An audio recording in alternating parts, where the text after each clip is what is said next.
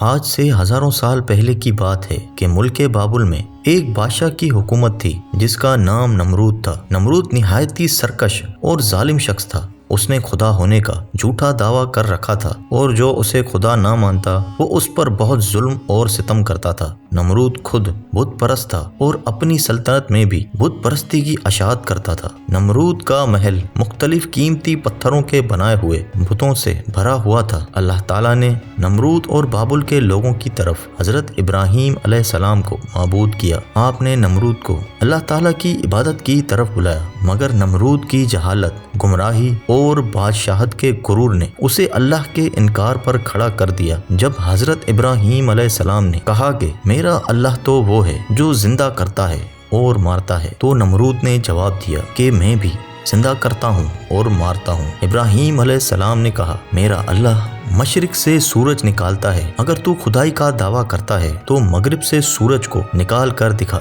یہ سن کر نمرود لاجواب ہو گیا۔ نمرود نے غصے میں یہ حکم دیا کہ ابراہیم کو بطور سزا آگ میں ڈال دیا جائے۔ لہٰذا بابل کے لوگوں نے ایک خاص جگہ پہ لکڑیاں جمع کرنا شروع کر دی۔ جب لکڑیاں جمع ہو گئیں تو نمرود کے حکم سے اس کے سپاہیوں نے لکڑیوں پہ آگ لگا دی، جس کی حرارت اتنی تھی کہ کوئی اس کے قریب نہ جا پاتا۔ جب حضرت ابراہیم علیہ السلام کو اس جلتی ہوئی آگ میں ڈالا گیا تو اللہ تعالیٰ کے حکم سے وہ آگ ٹھنڈی ہو گئی۔ جب نمرود کو یہ یقین ہوا کہ آگ ابراہیم علیہ السلام کے جسم کو جلا نہیں سکتی تو اس نے آپ کو آزاد کر دیا، مگر نمرود اور اہل بابل کے لوگوں نے اس کے بعد بھی اللہ تعالیٰ اور ان کے سچے پیغمبر پر ایمان نہ لایا۔ اس کے برخلاف نمرود نے بابل میں ایک عظیم مینار بنانے کا حکم دیا جس کے ذریعے وہ ابراہیم کے خدا سے مقابلہ کر سکے۔ اس نے مزدوروں کو یہ حکم دیا کہ اس مینار کو اس بلندی تک تعمیر کیا جائے کہ وہ بادلوں تک پہنچ جائے، تاکہ وہ آسمان کے خدا سے جنگ کر کے اس کی سلطنت کو بھی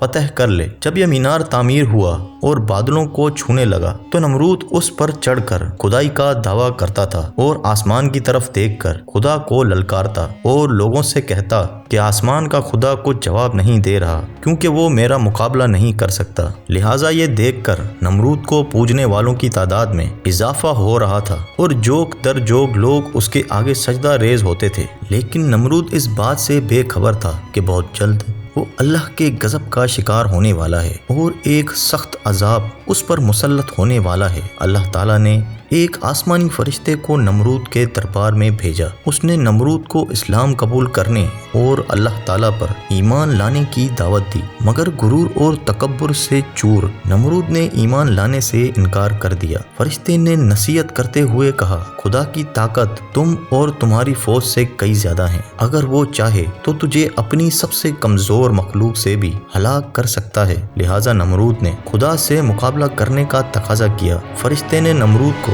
3 دن کی مہلت دی جس میں اس نے اپنے تمام لشکر کو جمع کر لیا اور پوری طاقت اور قوت کے ساتھ جنگ کے لیے تیار ہو گیا۔ تیسرے دن صبح اللہ تعالیٰ نے مچھروں کا بڑا لشکر بھیجا جو تعداد میں اتنا زیادہ تھا کہ سورج کی روشنی نظر نہیں آتی تھی۔ یہ مچھر پورے بابل شہر میں پھیل گئے اور نمرود کے لشکر پر حملہ کر دیا۔ مچھروں نے نمرود کے سپاہیوں کے خون چوس لیے اور گوشت نوچ ڈالا۔ لوگوں کے جسم پہ صرف ہڈیاں باقی رہ گئیں۔ ایک مچھر نمرود کے ناک میں داخل ہو گیا اور ناک کے راستے دماغ میں داخل ہو گیا اور مغز کھانے لگا۔ درد کی شدت سے نمرود پاگل ہونے لگا۔ اس نے تکلیف ختم کرنے کے لیے اپنے سپاہی کو سر پہ ڈنڈا اور تھپڑ مارنے کو کہا۔ جب یہ لوگ نمرود کے سر پہ ڈنڈا مارتے تو مچھر کاٹنا چھوڑ دیتا اور جب ڈنڈا نہ پڑتا تو مچھر کاٹنا شروع کر دیتا۔ حالات اتنے گیر ہو گئے کہ جو بھی شخص نمرود کے دربار میں آتا وہ اسے اپنے سر پہ جوتے مارنے کو کہتا۔